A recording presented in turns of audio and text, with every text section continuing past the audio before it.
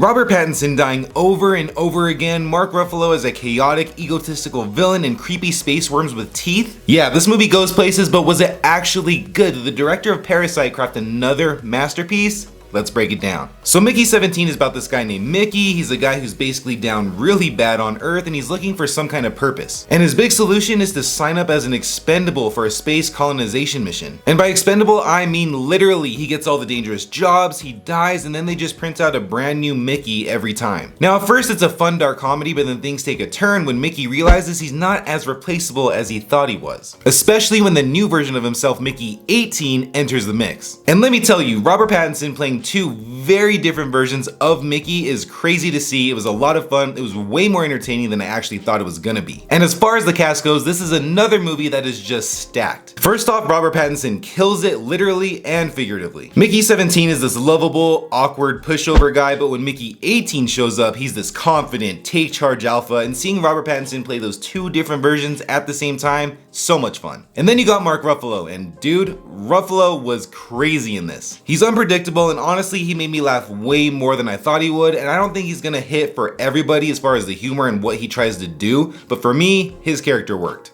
Another big standout in the movie was Naomi Ackie. I feel like every scene that she was in, she brought this intensity where you have Mickey 17 with this low energy type of guy. She was very intense and brought a lot of passion to every scene that she was in. And did you know that Toni Collette's in this? And she is good because Toni Collette is always good. But she doesn't get much to do in this, unfortunately. Like, her character is really cartoonish. She plays really well off of Mark Ruffalo's character, but she just doesn't have as much to do to make an impression. And another actor that I was very excited to see in this was Steven Yeun. But man, was he wasted in this. His character is kind of a jerk and just really unlikable, but even with that, he's barely in the movie. It was just a huge missed opportunity for him all around. So what actually worked for Mickey 17? I thought the world building was really cool. Everything from when they're on the spaceship to when they set down on Niflheim, I just felt like the world itself, the futuristic world that we got to see, was awesome. And this movie has some serious moments in it as well, but a lot of it does lean into the dark humor, and I think for the movie and the story that they were telling, that dark humor works. Getting to see Mickey just casually accept his own deaths over and over again, it was twisted and a little bit funny. And just that idea alone is really creative. A guy who keeps dying and getting reprinted, that is an awesome setup for a story. And as far as the wildlife that we get to see on Niflheim, the little slug worm creatures, those things looked awesome. The CGI on them is really detailed and they're really creepy, but at the same time, kind of cute. And if you've seen the movie, you know exactly what I'm talking about. So as you can tell, I really did enjoy myself with Mickey 17, but there are a few things that just did not work for me. The first half was fun. It was dark, it was interesting, but the second half, that was a little bit all over the place. It just felt like this movie was doing things without a clear direction until we got to the climax. And like I talked about before, Steven Yeun and Toni Collette deserved more screen time. They're great actors, they do great work.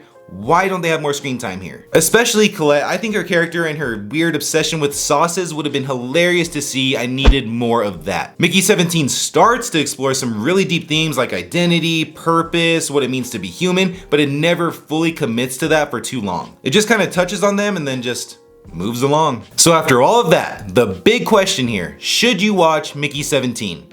My answer? Yeah, you should definitely check this out. It's fun, it's wild, it's entertaining, and you should definitely watch it on the big screen if you're gonna watch it. Now, is it Parasite levels genius? No, but Bong Joon-ho still delivers something that's creative and unique. And if you like sci-fi, dark comedy, or just wanna see Robert Pattinson play two different versions of himself, give this one a shot. And hey, considering how much this movie got delayed, I was very worried for this, but honestly, no need to stress. This one was a good time. But what'd you think about Mickey 17? Did it live up to the hype? Did you like the sci-fi vibes? Or did it lose you in the second half like it did me? Now, Mickey 17 made my top 10 most anticipated movies of 2025 list. I have a video about it. You can check it out right here to see what other movies made that list. Thank you for watching, and I'll catch you in the next one.